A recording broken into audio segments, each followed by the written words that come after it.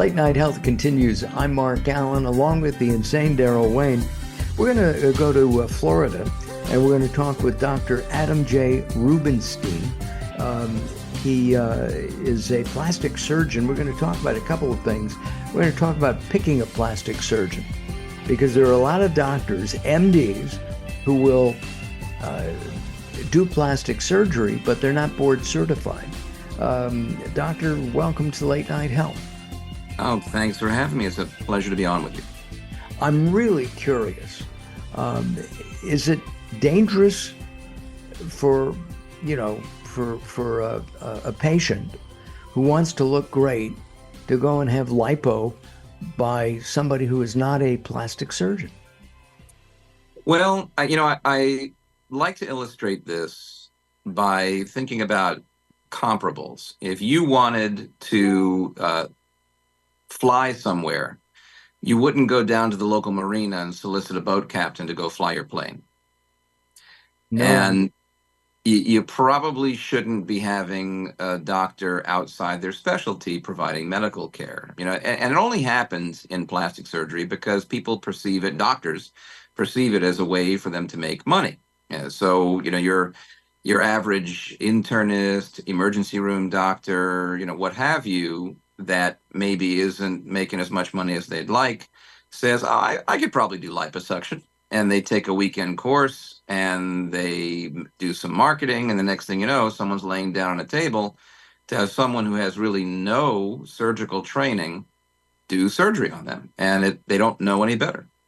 Well, that would be like, there used to be the classification GP, general practitioner, right? Yeah. And I guess there still is. When you graduate medical school, I think you're a GP. Well, actually, just to get a license, you have to do at least 1 year of training. And, Right. Then I guess when you get your medical license, sure, then you could be considered like a GP, a general practitioner. So, but GPs today, and of course doctors, with the way the broken healthcare system is now, may or may not have privileges at a hospital. Okay. And so if you want your GP to come in, or your internist to come in because you're in the hospital, he or she may not be able to come in because the hospitalist takes over. That doctor will take we'll take a look at hospitalists at another time here on Late Night Health. I know a doctor. He was in practice, an ophthalmologist, and he changed his practice from ophthalmology to doing eyelid surgery. Right? Yeah. Mm-hmm. Scary stuff. Well, for ophthalmologists, they're trained in eyelid surgery. Anything around the eyes is appropriate, but where things start to get a little murky is not all of them are trained in cosmetic procedures. And some of them that have some training just through regular residency, maybe didn't do a fellowship, they start branching out into things like noses and facelifts and things that maybe they weren't properly trained in. And these are all the just the beginning of the problem. It's a tip of the iceberg, really. The things that I worry about most are the non-doctors, or the people that are not licensed, or people that are really going well out of their expertise to do these things. And the worst offenders are the people that aren't actually doctors that are doing procedures. You guys had not too long ago, right around LA, there were, I think it was a mother and daughter were arrested for doing aesthetic procedures, injections, and things like Botox filler, and maybe some, I'm not sure if they did light and laser treatments, but they were completely untrained. Wow. Can an esthetician, every state is different. Can an esthetician do Botox? I'm not aware of any state in the union where an esthetician can do Botox or filler injections, because those are medical treatments. Estheticians can do now. An esthetician is a licensed job, right? You have to have a license to be an esthetician if you're doing it properly. And so they do have some training as sort of, paramedical understanding. But an actual injection, typically you've got to be a doctor or a nurse or a physician assistant, a PA, to be able to do any kind of injection. And in many places, like where I'm practicing in Miami, to do light and laser treatments, you've got to be one of those things too. Yeah, I forgot to mention Miami. Wolfie's was a Oh, great yeah. deli. I think it's gone. Yeah, it closed. Wolfie's was good, and actually, they had a Wolfie's was the restaurant bit, and the same people had a deli, like a mart called the Epicure, and Epicure was fantastic. It's sort of like the Miami's of Zabar's. I think they also owned Jerry's Deli here in the LA area, Yeah, I love Jerry's. Yeah, and that's gone now too. yeah. Well, I think maybe the family just cashed in. I they maybe so. Actually, I think it was on the stock market at one point. Well, we No kidding. digress. Yeah. Um, Looking at plastic surgery in general, are more and more people interested in the cosmetic? I mean, somebody's in a car accident, you come in and help them in some way, reconstruct their face, whatever, from that accident. But for the cosmetic part, the I want to be younger and prettier, uh, are more and more people, both men and women, looking at plastic surgery? Well, I think it's true. It's become more accessible. It's not just for the elite, the movie stars and the very wealthy, and hasn't really been perceived that way for a long, long time. It's become really accessible even for the average person. It's not inexpensive, but it's not outrageously expensive. And there's lots of things people can do that can be pretty affordable and keep them looking great. And there's been a little bit of a premium in looking good. People want to look their best. So, we're all living longer is, I think, the root of why the trend is happening this way. It used to be people in their 60s just sort of wrote everything off and that was it. They're just going to live out their lives and right off into the sunset. But 60 is the new 40, right? So everybody that's in their 60s is in much better shape. We're living longer. I mean, people are living well into their 90s now. So we're seeing a broad range of people, younger people in their 20s, all the way up to people in their. I just now, before coming on with you, saw a patient in her 70s. Wow. So, You know what I don't understand? I think I've mentioned it on the show. Women and and big lips. It's a plastic surgery. well, I don't understand it. It I don't looks, think anybody understands it, to be honest. It was a trend for a while, and sometimes people get caught up and people think more is more. But frequently, if you want to be tasteful, less is more. So when you augment a little bit and you say, oh, that looks good, a little bit more volume in the lips, it looks better plump. And you kind of get tempted to add to it and, think that more is more. And it really, it's not. So yeah, it can get out of control. yeah, it does. Um, when I do video production and have worked in a number of ORs, directing, and talking to the women, because I didn't interview any men, but and then going into the OR and watching it, I am very glad I didn't become an MD, um, because the blood alone would have gotten me cauterization in. I was watching a tummy tuck, and they were sucking out like 20 pounds, what looked to me like 20 pounds of fat.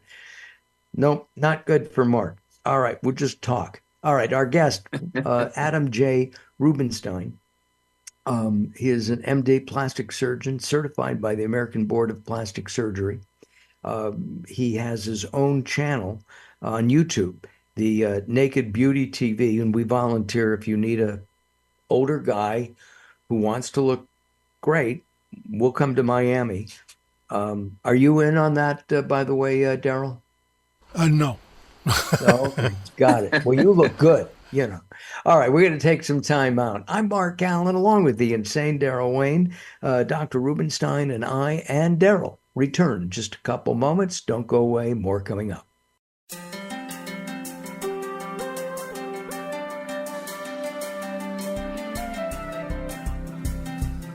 Late Night Health is proud of our partnership with the EBC, the Evolutionary Business Council. Check them out at ebcouncil.com. You're listening to Late Night Health with Mark Allen. The show continues in a moment. Recently, I met Jacqueline from Bright here in Los Angeles. She gave me a hearing exam and then showed me how to hear again with the new Signia Pure Series hearing aids, and she can give you your life back too. I hear birds chirping, birds cooing, and even my wife. They easily connect to my smartphone. The Signia hearing aids are amazing, and with the charge and go, I don't have to fiddle with batteries and hear all day long. Not hearing is frustrating for you and your family.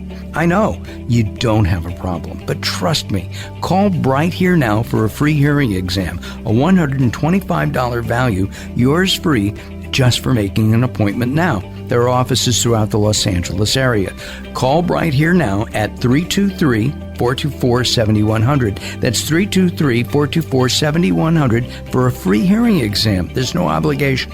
Call now, 323-424-7100, or visit them on the web at brighthere.com. If you're listening to Late Night Health right now, you're part of the growing target of baby boomers we're serving. Hi, I'm Daryl Wayne, producer of Late Night Health, inviting you to join the Late Night Health family. If you have any business targeting the growing boomer market, Late Night Health is the ideal advertising vehicle for you. From vitamins to insurance, alternative health to Western-style medicine, Late Night Health caters to the growing population of those over 40 years old. This vibrant demographic has expendable income to fight aging, purchase travel, take care of aging parents, or just have fun. Find out about the advertising opportunities with Late Night Health. Call us at 805-391-0308. That's 805-391-0308, or email us at info@latenighthealth.com. That's info@latenighthealth.com. Join Late Night Health as we empower people to take charge of their own health care. Call now at 805-391-0308. That's 805-391-0308. Sometimes it's not what you say, it's how you say it. Words are a critical aspect of success. How you get your point across is a crucial part of what makes anything sell. So do it right and hire a writer. Whether it's articles, blog posts, technical writings, website content, product descriptions, or ghostwriting anything from a novel to a nonfiction book about your navel, contact Servet Hassan. If you want it to sell, write it right. Email Servet at servet@servethassan.com. It's time to tackle a tough topic, one that affects us all. We're talking about sexism in the workplace. The award-winning Identifying the Elephant in the Room series is back and ready to tackle some complicated communications issues again. This spring, we're focusing on critical communication strategies in the face of sexism. Join us as we hear from professionals in the natural products industry who have valuable career lessons to share and real-world experience to discuss from all sides of the elephant. It's time to have an honest and open conversation about the impact of sexism in the workplace and how we can make it better for everyone. Identifying the Elephant in the Room series starts March 16th. Register today at inicibox.vfairs.com. That's INICIBOX.VFAIRS.com, and join the conversation to be part of the solution.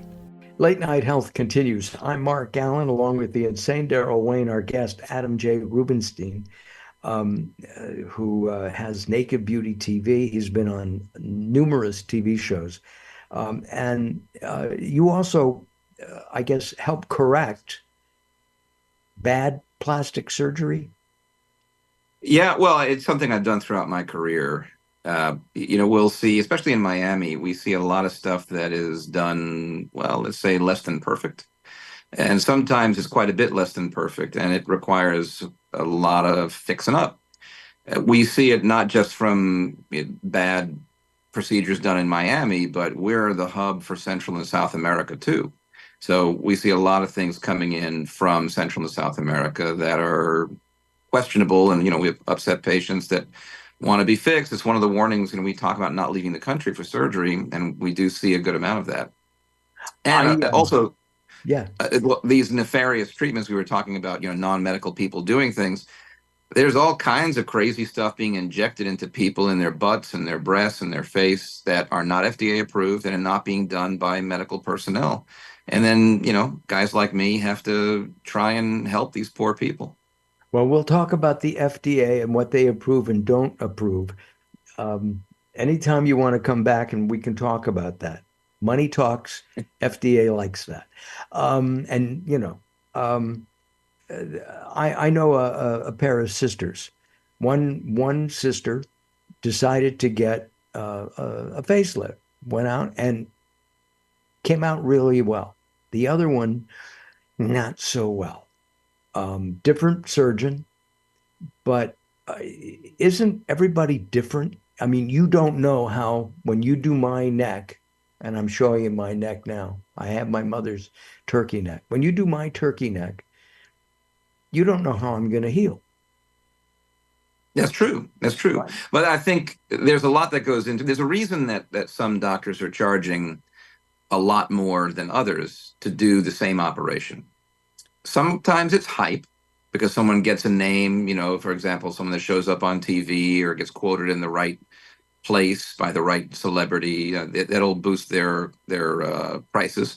But for the most part, you get what you pay for. A doctor that has more experience, has been doing this longer, that does a lot of the same procedure and gets good results, has little tricks. It's a way of handling the tissue. It's a way of putting things back together, the way that you treat it while you're operating. All these little things add to the ability to heal, not to mention the technology. There's, cutting edge technology that we can use that can help healing in certain procedures. There's supplements that we can use. I mean, all those little things come into play. And with a more experienced, properly certified and trained surgeon, you're going to have a better chance of healing well and doing better. But even in the best hands, sometimes things are going to go sideways. And the difference when you're with someone who knows what they're doing is their ability to handle that situation. When you're picking a surgeon and you interview them, it's a job interview for the surgeon from the patient standpoint. Would you recommend somebody who's, say, in late 30s? He's gotten out of his fellowship, he's got a shingle up, he's a sole practitioner, or somebody who may be in their 60s who's been doing this for 25 years? I think there's a value to experience for sure. And it's not to say that a young surgeon won't do a good job. I mean, all the guys like me that are sprouting the gray hairs and have been doing it for a while started out as one of those young surgeons. Excuse me, I only count 4 gray hairs on your head. Well, don't tell my wife because she keeps waiting for the salt and pepper to develop, and I keep trying to squeeze out more of these. So let's not dwell. Okay, got it. All right. There's a value to experience. And that isn't to say that a younger surgeon isn't going to do a good job. I think the number one thing is to make sure that the surgeon is properly certified. And when it comes to plastic surgery, that's the American Board of Plastic Surgery. There is a board out there called the American Board of Cosmetic Surgery that is essentially a self-proclaimed board. It is not recognized by just about any hospital that I'm aware of as a true board certification. It's not recognized by, I don't think, any state medical boards that I know of. And you got to be careful because people will claim to be board certified in cosmetic surgery, and there really is no such thing. Interesting. Do plastic surgeons need to have a fellowship? Well, yeah, it depends on, there's various ways you can go through, but what we used to call a fellowship is now considered part of the plastic surgery residency. The way it works is if you graduate from medical school, you have to start in a residency of some kind. Now, in plastic surgery, you could go directly into a combined plastic surgery residency program or an integrated program that has the elements of general surgery and plastic surgery all mixed up together, and it's all designed to have you coast through for your education. You could also go the more traditional route, which is go through general surgery training and then apply to a separate plastic surgery program. But either way— What did you do? Well, I did general surgery, I did plastic surgery, and I did 2 fellowships. I did a fellowship in hand and microsurgery and a fellowship in pediatric and craniofacial surgery. So I'm horribly overtrained, but well educated. Yeah, and that would be something else that I would look for if I were going to have plastic surgery. Yeah, again, everyone has to find a comfort level with their surgeon, and there's good surgeons that are young and less fellowship trained, and then there's excellent surgeons that are older with the gray hair and don't have any fellowship training apart from plastic surgery, and everything, there's all different varieties. The important thing is that whoever you're seeing is properly board certified by the American Board of Plastic Surgery, and that they have enough experience for you to have a comfort level with them doing the procedure that you're seeking. And not everybody can be an expert in every procedure. In interviewing a number of plastic surgery patients, I was impressed with a local plastic surgeon here in the Southern California area, Hmm. where a women would say, I went in, I wanted to have my neck done, my eyes done, my throat done, my stomach done. And he said, hold on, wait a second. Let's do one thing. And then you come back rather than uh, one of the people I talked to said, I went to another plastic surgeon. He said, yeah, we'll do it all at once. Um, Yeah. There's two different philosophies, and I ascribe to the first one. You have to be safe in your choices. And I'd say most plastic surgeons that are board certified and practicing ethically, it's not about whether or not the check clears. It's making a plan that is going to, give the patient the results they're seeking in the most efficient and safest way.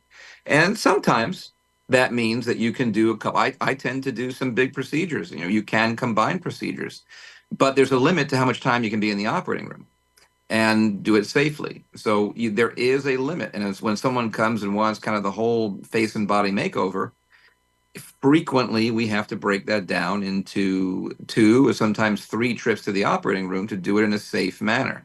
And you ought to be circumspect and real careful with someone that bases their decision on what we call the wallet biopsy. If you have a positive wallet biopsy, then, oh, we'll do whatever you want. yeah, And exactly. it's a Uh, recipe for disaster, really. we only have a few moments left.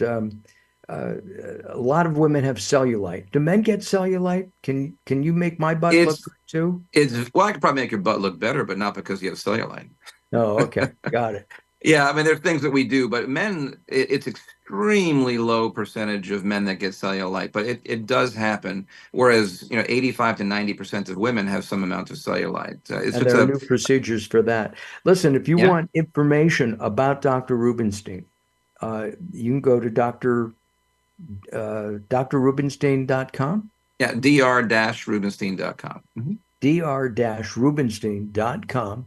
And you should also check out Naked Beauty TV, where I volunteer, Naked Beauty TV on YouTube. Doctor, hold on it just a second. Listen, thank you very much, Daryl, for everything you do and keeping me on time. My pleasure. And thank you at home for watching. Be sure to join us at latenighthealth.com. Latenighthealth.com will have a pretty picture of Dr. Rubenstein up there as well, and links to his website and some information. Have a great week, everybody. Most importantly, have a healthy week. We'll see you next time. Bye bye for now.